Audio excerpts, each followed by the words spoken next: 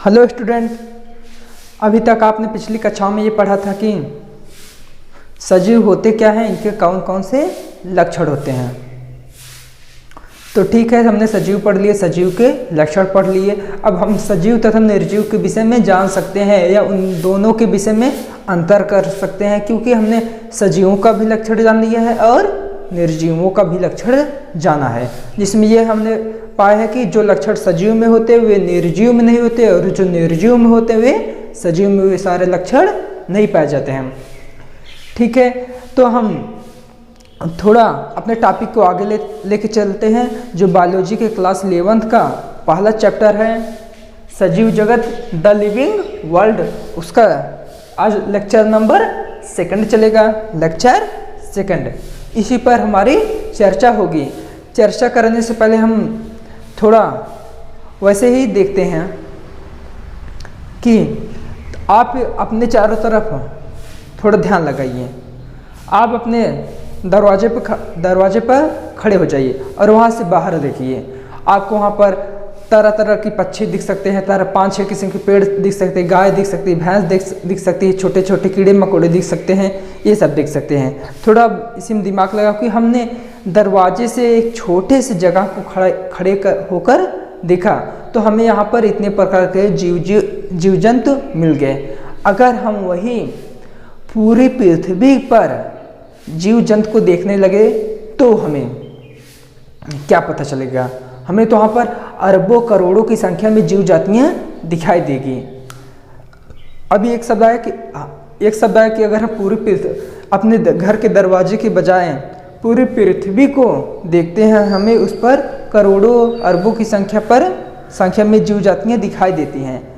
तो थोड़ा ध्यान दो कि बायोलॉजी में किया क्या जाता है। बायोलॉजी में किया क्या जाता है, इन्हीं जीव जातियों का अध्ययन किया जाता है। क्लियर? अब ठीक है, बायोलॉजी में इन्हीं जीव जातियों का अध्ययन किया जाता है, तो ठीक है, लेकिन अगर ये पृथ्वी पर जितनी करोड़ों अरबों की संख्या में जीव जातियाँ पाई जाती हैं या सजीव पाए जाते हैं, अगर वो सभी सजीव एक प्रकार के हों तो क्या होगा? जैसे पृथ्वी पर सभी मानव पाए जाते हों, केवल मान लो, बस ऐसा तो होता नहीं कि पृथ्वी पर केवल मानव पाए जाते हैं। पृथ्वी पर बहुत से प्रकार के जीव पाए जाते हैं। अगर केवल मान लो पृथ्वी पर केवल मानव पाए जाते हों तो क्या होगा कि अगर हम एक मनुष्य के विषय में अध्ययन कर लें तो क्या होगा? जैसे एक मनुष्य के विषय में सामान्य अध्ययन करने पर हमें ये पता चलेगा कि मनुष्य के 2 हाथ होते हैं, 2 पैर होते हैं, 2 कान होता है, 2 आँख होते हैं, एक मुंह होता है, एक नाक होता है, एक सिर होता है, ये सब पता चलेगा। तो निश्चित है सभी मनुष्य का भी, सभी पृथ्वी पर जितने मनुष्य पाए जा रहे हैं सभी के 2 हाथ होंगे, 2 पैर होंगे, ये सब। लेकिन अब यहीं पर बात फंसती है कि पृथ्वी पर केवल मनुष्य ही नहीं पाए जाते, बल्कि पृथ्वी पर करोड़ों अरबों की संख्या में जीव जातियाँ तो पाई जाती हैं, लेकिन इनका प्रकार भी भिन्न भिन्न होता है। कोई कीड़ा होगा, कोई मकोड़ा होगा, कोई पक्षी होगा, कोई पेड़ होगा, ये सब होता है। तो थोड़ा ध्यान दो कि बायोलॉजी में हम करते क्या हैं। बायोलॉजी में हम तो जीव जातियों का अध्ययन करते हैं। क्लियर? बायोलॉजी में हम जीव जातियों का अध्ययन करते हैं। तो अब यहीं पर बात फंसती है कि बायोलॉजी में हम जीव जातियों का अध्ययन करते हैं, ये तो ठीक है, लेकिन हम करोड़ों प्रकार की जीव जातियों का अध्ययन कैसे करेंगे? बात फंसती है। तो इसी को हम सिंपल बनाने के लिए आज के चैप्टर को हमें पढ़ना पड़ेगा। यानी अगर हम आज का चैप्टर पढ़ लेते हैं तो पृथ्वी पर उपस्थित करोड़ों अरबों की संख्या में अथवा kरोड़ों अरबों के प्रकार में उपस्थित जीव जातियों का अध्ययन बड़े आसानी से कर सकते हैं। देखते हैं कैसे होता है। क्लास 11th बायोलॉजी के पहले चैप्टर के सजीव जगत द लिविंग वर्ल्ड का आज 2nd लेक्चर स्टार्ट होगा, जिसमें पहली हेडिंग क्या होगी? सजीव जगत, या जिसमें पहली टॉपिक क्या होगी? सजीव जगत होगा, जिसमें पहला टॉपिक क्या होगा? जैव विविधता, बायोडाइवर्सिटी। आपको जैव का मतलब पता है? जैव का मतलब क्या होता है? सजीव विविधता का मतलब वैरायटी, वैरायटी मतलब कई कई प्रकार के, यानी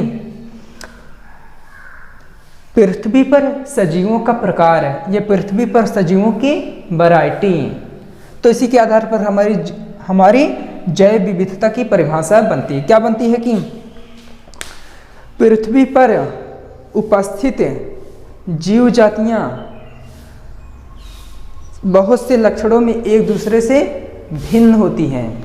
जीवों में पाई जाने वाली इस भिन्नता को ही जैव विविधता कहते हैं। या पृथ्वी पर उपस्थित सभी जीव जातियां रंग रूप लक्षण, रंग रूप रचना आकार तथा अन्य लक्षणों में एक दूसरे से भिन्न होती है। जीवों में पाई जाने वाली इस भिन्नता को ही जैव विविधता कहते हैं। फिर से रिपीट करते हैं। पृथ्वी पर पाई जाने वाली जीव जातियों के रंग रूप रचना आकार तथा अन्य लक्षण एक दूसरे से भिन्न होते हैं। जीव जातियों में पाई जाने वाली इस भिन्नता को ही जैव विविधता कहते हैं। यानी सजीवों में जो भिन्नता पाई जाती है, जो डाइवर्सिटी पाई जाती है, उसे ही क्या कहते हैं? जैव विविधता पाई जाती है। पृथ्वी पर लगभग 1.7 से 1.8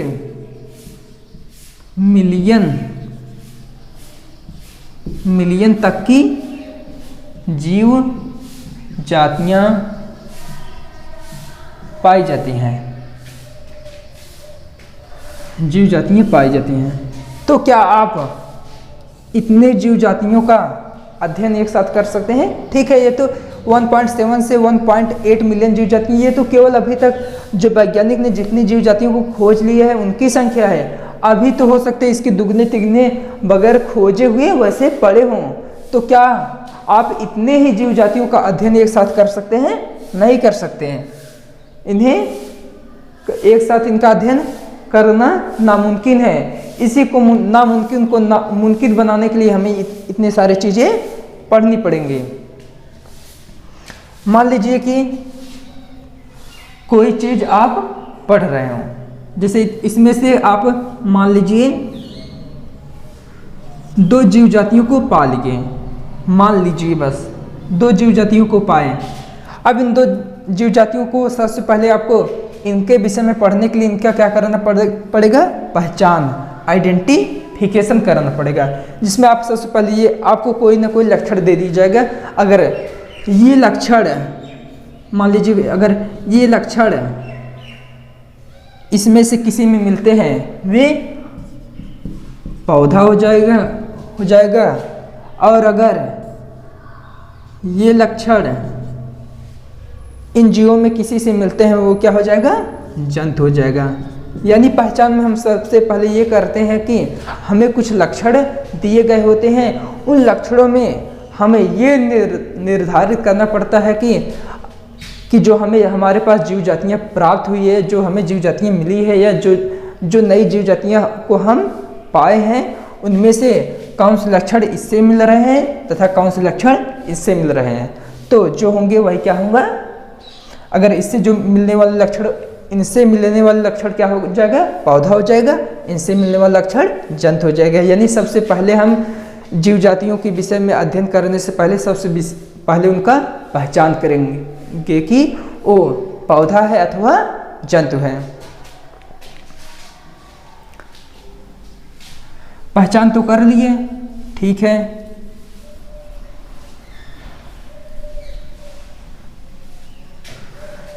पहचान करने के पश्चात उनका वर्गीकरण करेंगे। वर्गीकरण का मतलब अलग अलग समूहों तथा वर्गों में बांटना, कि कोई विशेष लक्षण को आधार बनाकर जीव जातियों को अलग अलग समूहों में बांटना ही क्या कहलाता है? वर्गीकरण।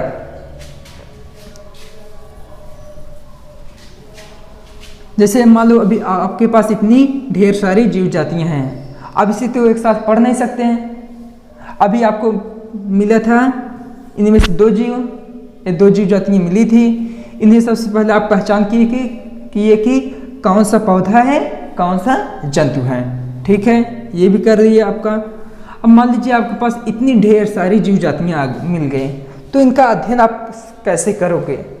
इसके लिए क्या करना पड़ेगा, सबसे पहले इनका वर्गीकरण करना आवश्यक होगा। वर्गीकरण यानी क्लासिफिकेशन। वर्गीकरण की परिभाषा ये होती है कि किसी विशेष लक्षण को आधार बनाकर जीव जातियों को उनके लक्षण के आधार पर अलग अलग समूहों तथा वर्गों में विभाजित करना ही वर्गीकरण कहलाता है। फिर से रिपीट करते हैं, किसी विशेष लक्षण को आधार बनाकर जीव जातियों को अलग अलग वर्गों तथा समूहों में विभक्त करना ही वर्गीकरण कहलाता है। जैसे यहाँ पर देखते हैं,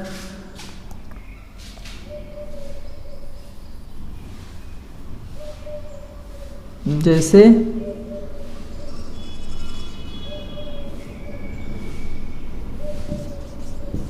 लंबे कान तथा 4 पैर वाले जंतु। एक वर्ग या समूह और बनाते हैं, छोटे कान तथा 2 पैर वाले जंतु। ये हमने वर्गीकरण के लिए 2 वर्ग अथवा समूह बना दिए। अब देखते हैं, अब जितने भी हमने क्या लिया है, हम किसे बांटने चल रहे हैं अभी, पूरी तरह से जंतु को।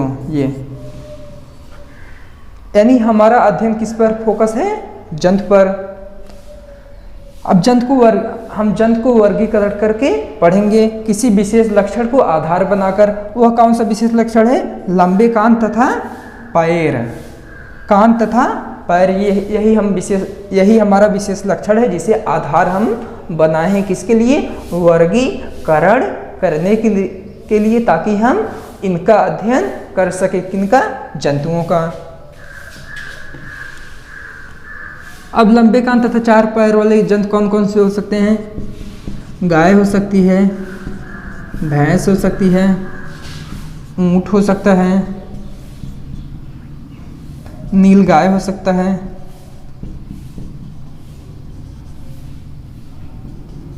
नीलगाय हो सकता है, बैल हो सकता है,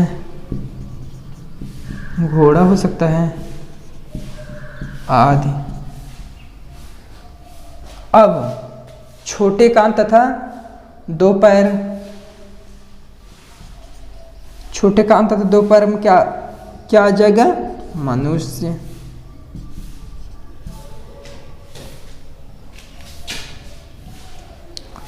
अब देखते हैं, अब मान लीजिए ये एक समूह बन गया हमारा, ये एक समूह।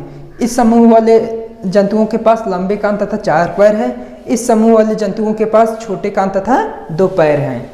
इनमें अब देखिए, हम इसके विषय में पढ़ते हैं, इनके विषय में पढ़ते हैं, हम गाय के विषय में समान अध्ययन करते हैं।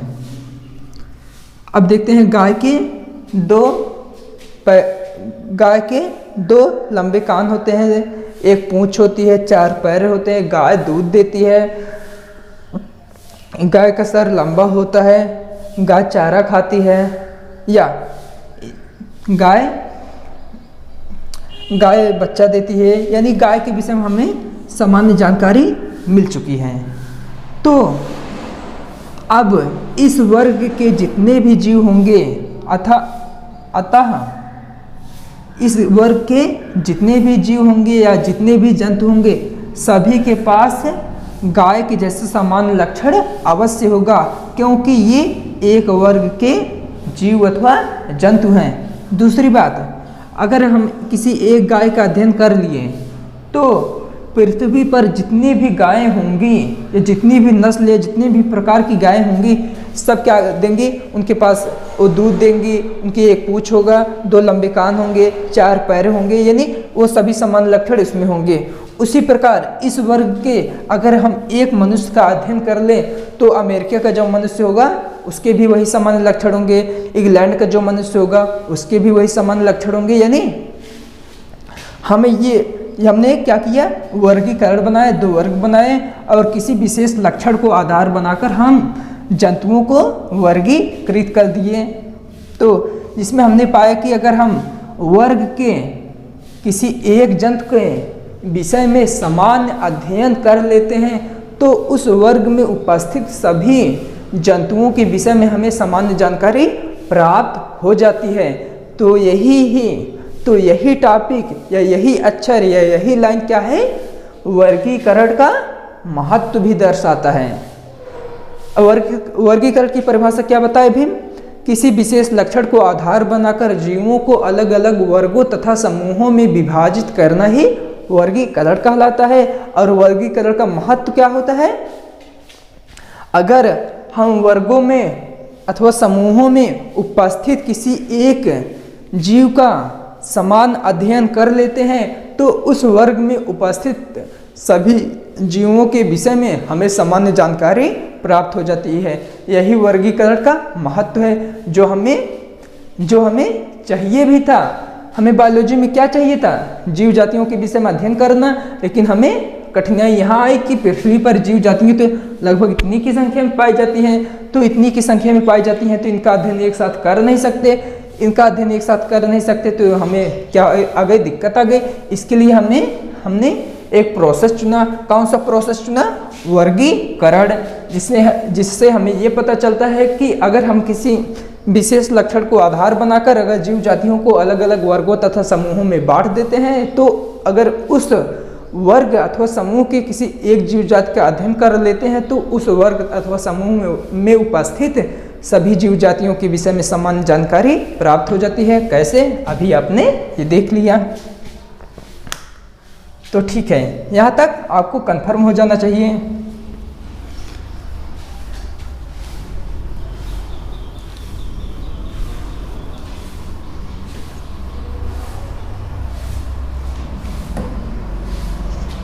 अब थोड़ा आगे बढ़ते हैं। ये टॉपिक ये कंफर्म आ जाता है। नेक्स्ट पॉइंट है नामकरण, नॉमनक्लेचर। नामकरण यानी नॉमनक्लेचर। अब इसमें पढ़ते हैं होता क्या है, किसी जीव का नाम रखना ही क्या कहलाता है, नामकरण होता है ना। घर में भी अगर कोई बच्चा होता है उसका नामकरण किया जाता है ना, इसका नाम ये होगा, इसका नाम ये होगा, इनका नाम ये होगा। वही क्या है, इसमें है किसी जीव जात का नाम रखना ही क्या होता है, नामकरण होता है। तो ठीक है, तो आपको थोड़ा ध्यान देना चाहिए कि सभी जीव जातियों का नाम होता है तो इसे पढ़ने की क्या आवश्यकता होती है, ऐसी बात नहीं है, बल्कि ये नामकरण विशेष होता है। ये नामकरण विशेष होता है, इसीलिए हमें इसे पढ़ना आवश्यक होता है। जैसे देखते हैं, आलू है,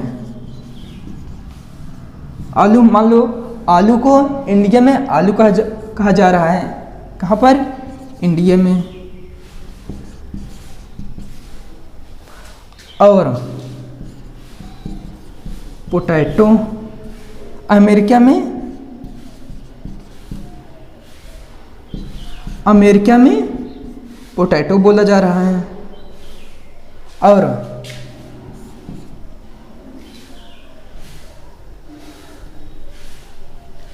और बटाटा नाइजीरिया में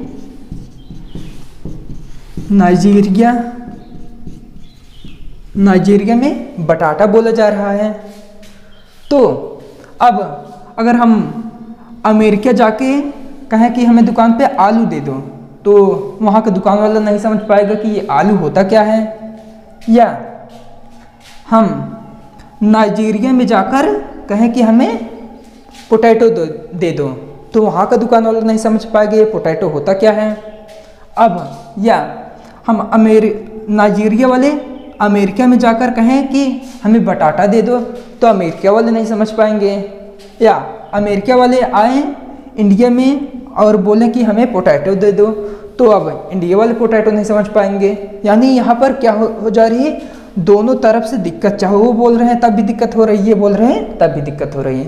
तो इसी दिक्कत को सॉल्व करने के लिए इसी दिक्कत का समाधान ढूंढने के लिए हमें क्या करना पड़ता है, नामकरण जो विशेष होता है। इस नामकरण में जीव का, इस नामकरण में या इस विशेष नामकरण में जीव को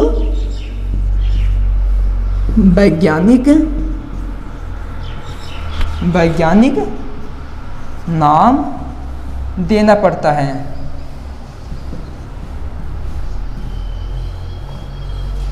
यानी जो ये विशेष नामकरण है, इसमें कोई भी जीव अपना वैज्ञानिक नाम प्राप्त करता है या उसको कोई वैज्ञानिक नाम दिए जाते हैं या वैज्ञानिकों द्वारा कोई उसे विशेष नाम दिया जाता है, जिसे क्या कहते हैं, नामकरण। यानी आलू को कोई विशेष नाम दे दिया जाएगा, जिससे क्या होगा, आलू अमेरिका में भी वही जाना जाएगा, नाइजीरिया में भी वही जाना जाएगा और इंडिया में भी वही जाना जाएगा। अगर कोई नहीं तो कोई आलू बोलेगा, अमेरिका वाले नहीं समझ पाएंगे, बटाटा बोलेगा ये नहीं समझ पाएंगे, पोटैटो बोलेगी ये नहीं समझ पाएंगे। इसी प्रकार गलतियाँ होती रहेगी। अगर वैज्ञानिकों द्वारा उसे कोई विशेष नाम मिल गया तो वह नाम पूरी दुनिया में प्रचलित होगा, जिसे सारी दुनिया एक ही नाम से जान पाएगी। जैसे क्या है, मनुष्य। अब तुम अमेरिका में जाके कहोगे कि हम मनुष्य है, वो नहीं समझ पाओगे। क्या तुम वो जानता है कि तुम होमोसेपियंस हो या तुम ह्यूमन हो इंग्लिश में, तो नाइजीरिया वाले अब भी नहीं जान पाएंगे कि मनुष्य होता क्या है। तो यानी हर देश की भाषा बोली अलग होती है। लेकिन अगर वैज्ञानिक जो मनुष्य का वैज्ञानिक नाम दिए हैं होमोसेपियंस, अमेरिका में जाके बोलोगे कि हम होमोसेपियंस है, वो जान जाएंगे कि होमोसेपियंस होता क्या है। या नाइजीरिया में भी जाके बोलोगे होमोसेपियंस होता क्या है, वो भी जान जाएंगे। या पाकिस्तान में भी जाके बोलोगे होमोसेपियंस होता क्या है, वो भी जान पाएंगे। यानी नामकरण बहुत ही अच्छी व आवश्यक चीज है जीवों को पहचान करने के लिए।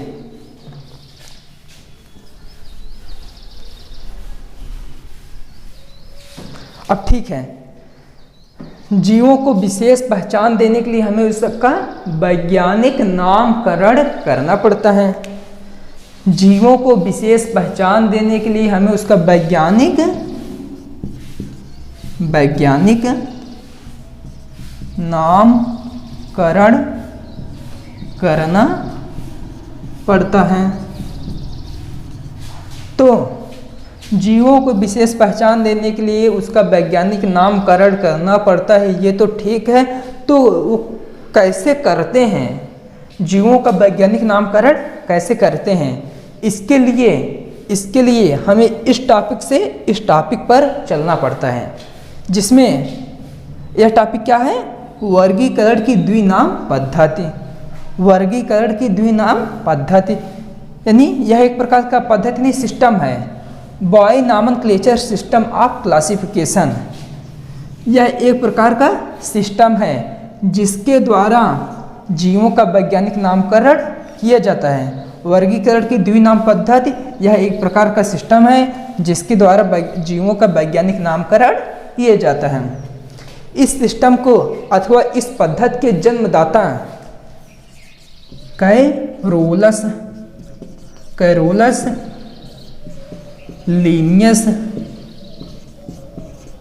कैरोलस लीनियस नामक वैज्ञानिक है। जीवों के वैज्ञानिक नामकरण करने के लिए हमें वर्गीकरण की द्विनाम पद्धति पढ़ना पड़ता है या द्विनाम सिस्टम पढ़ना पड़ता है। इस सिस्टम के जन्मदाता कैरोलस लीनियस नामक वैज्ञानिक हैं। और इस सिस्टम के विषय में कैरोलस लीनियस ने अपनी सिस्टेमा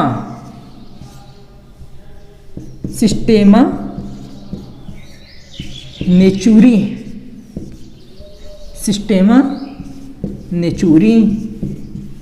नामक बुक में बताया था।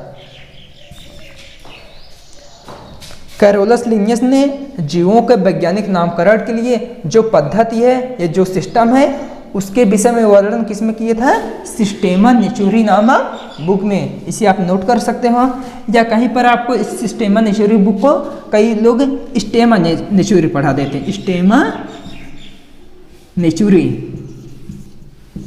इसके विषय में कभी कंफ्यूज मत होइएगा। तो चलिए नेक्स्ट स्लाइड में पढ़ते हैं कि जीवों का वैज्ञानिक नामकरण कैसे करते हैं, जो कैरोलस लिनियस नामक वैज्ञानिक ने अपनी बुक में बताया था। तो नेक्स्ट स्लाइड में उसे ही पढ़ते हैं।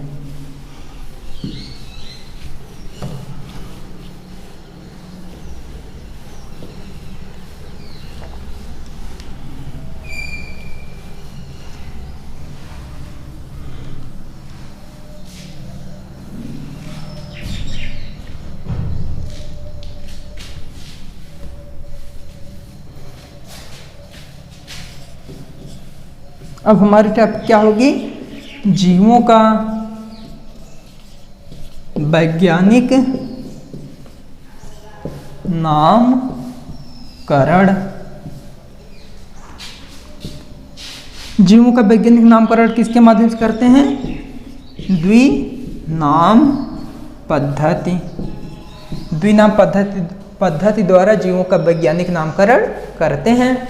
ठीक है, इसे किस वैज्ञानिक ने प्रस्तुत किया था, कैरोलस लिनियस नामक वैज्ञानिक ने प्रस्तुत किया था। वो भी द्विनाम पद्धति की जो व्याख्या थी अपने किस बुक में किया था, सिस्टेमा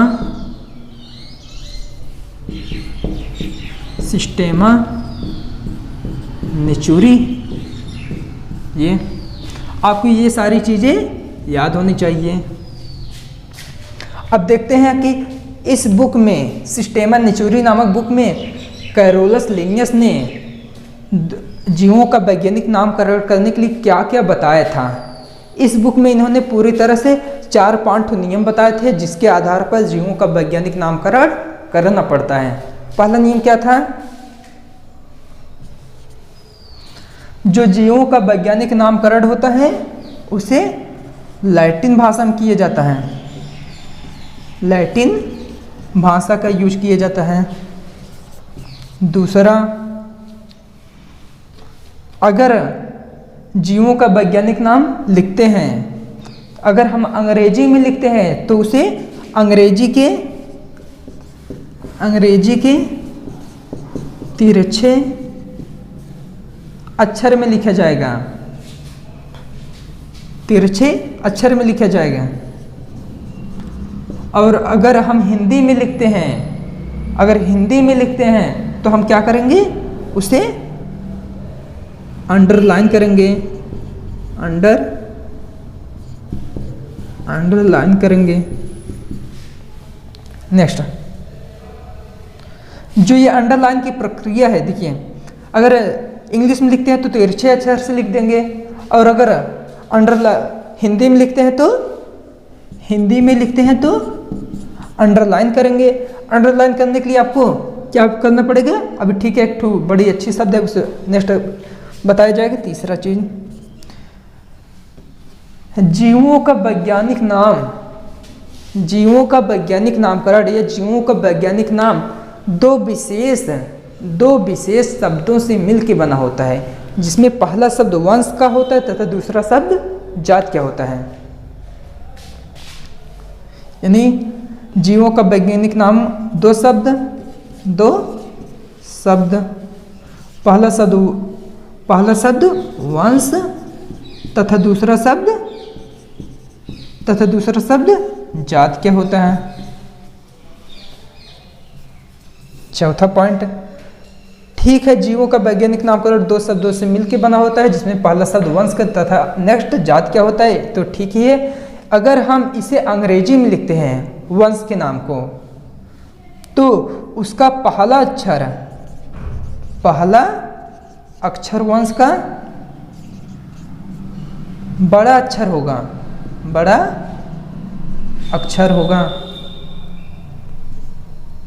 और जात का पहला अक्षर, वंश का पहला अक्षर क्या होगा, बड़ा अक्षर होगा, और जात का पहला अक्षर छोटा अक्षर होगा, छोटा अक्षर। ये अगर आप अंग्रेजी में लिखते हो तब की बात है। और हाँ, यहीं पर देखो, कि अभी आपको ये पता चला कि जो जीवों का वैज्ञानिक नाम होता है ये दो शब्दों किससे मिलकर बना होता है, दो विशेष शब्द होते हैं, एक वंश तथा दूसरी जाति। ये वंश तथा जाति क्या होते हैं अभी आप नेक्स्ट स्लाइड में पढ़ोगे। अगर इसी वंश तथा जाति को अगर हम हिंदी में लिखते हैं तो उसे क्या करना पड़ेगा, अंडरलाइन करना पड़ेगा। लेकिन इसमें अंडरलाइन करते वक्त ये आपको ध्यान देना है कि वंश को अलग से अंडरलाइन करो तथा जाति को अलग से, ये विशेष चीज़ें होती हैं। तो ये 4 नियम होते हैं जो जीव के वैज्ञानिक नामकरण के लिए आवश्यक होते हैं, जिसे कैरोलस लिनियस नामक वैज्ञानिक ने द्विनाम पद्धति में अपनी बुक सिस्टेमा नेचुरी में बताया था। अब इसका उदाहरण देखते हैं कि जीव का वैज्ञानिक नामकरण होता क्या है, या जीवों का वैज्ञानिक नामकरण करते क्या है।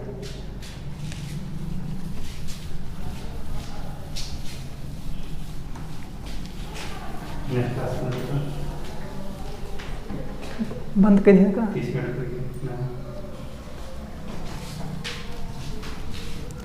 ये क्या है, जैसे जीवों का कोई सामान्य नाम लिखते हैं, सामान्य नाम, यहाँ क्या लिख दिए, वंश प्लस जाति, यहाँ क्या हो गया, वैज्ञानिक नाम।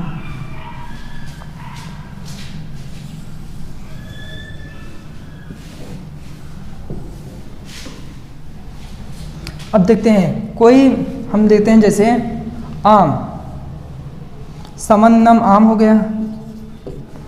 आम के वंश का नाम क्या होता है अभी आपको बताया जाएगा, लेकिन अभी जान लो, मैजीफेरा, मैजीफेरा।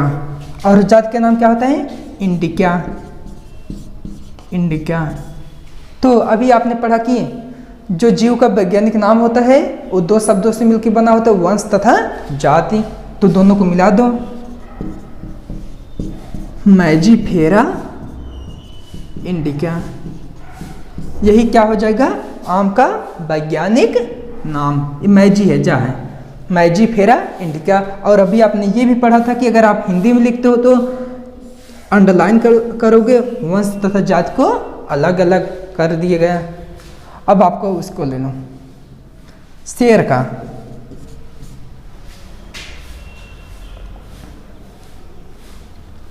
शेर का नहीं भी लेते हैं, चने का लेते हैं, चना। चना तो हो गया सामान्य नाम जिसे केवल इंडिया में जाना जाता है, पूरी दुनिया में जानने के लिए उसे क्या करना पड़ेगा, उसका वैज्ञानिक नाम लिखना पड़ेगा। वैज्ञानिक नाम लिखने के लिए हमें 2 चीज़ों की आवश्यकता पड़ती है, वंश तथा जाति की। तो चने का वंश लिखते हैं, चने का वंश का नाम क्या होता है, शिशिर, एरी। और जाति क्या होता है, और जाति क्या होता है, एरिटिनम, एरिटिनम। तो क्या हो जाएगा वैज्ञानिक नाम मिलकर, शिशिर, एरिटिनम। तो दोनों नाम अंडरलाइन करोगे, वंश तथा जाति को अलग अलग, शिशिर, एरिटिनम। नेक्स्ट ले लो, मटर का, मटर का जो वंश का नाम क्या होता है अभी आपको बताया जाता है, पायसम। जात क्या होता है, पायसम सिटम।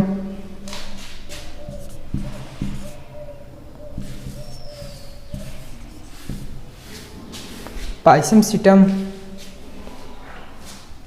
तो दोनों को मिलाकर वैज्ञानिक नाम,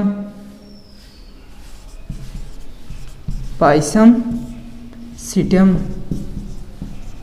वंश तथा जात को मिलाए हो, इसे वैज्ञानिक नाम बन गया, तो इसे अंडरलाइन भी करना पड़ेगा। मटर का हो गया। अब देखते हैं अमीबा। अमीबा भी सामान्य नाम होता है, इसका वंश का नाम अमीबा ही होता है। और जात का क्या होता है, प्रोटियस। तो मिलाकर क्या बन जाएगा वैज्ञानिक नाम?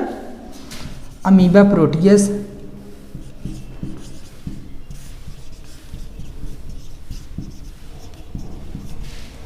और मनुष्य अभी मनुष्य का नहीं लिखते हैं, मनुष्य का कोई विशेष है उसे नीचे बताया जाएगा। मक्खी का लिखते हैं घरेलू मक्खी, घरेलू मक्खी। इसका वंश का क्या होता है? मुस्का। जात क्या होता है? डोमेस्टिका।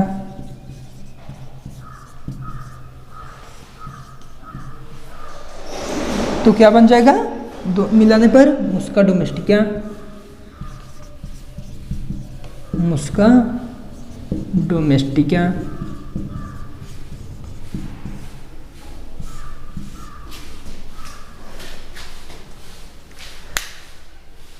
आप इसे स्क्रीनशॉट लेकर आप इसे नोट भी कर सकते हो। सॉरी, इसमें एक गलती ये हो गई कि मटर का वैज्ञानिक नाम पाइसम सैटिवम होता है, सैटिवम। यहाँ पर भी सैटिवम हो जाएगा, सैटिवम। आप इसका स्क्रीनशॉट लेकर इसे नोट कर सकते हो। लेकिन इससे पहले जो मनुष्य का वैज्ञानिक नाम होता है उसे लिखना है। मनुष्य का सामान्य नाम मनुष्य, जो आधुनिक मानव है।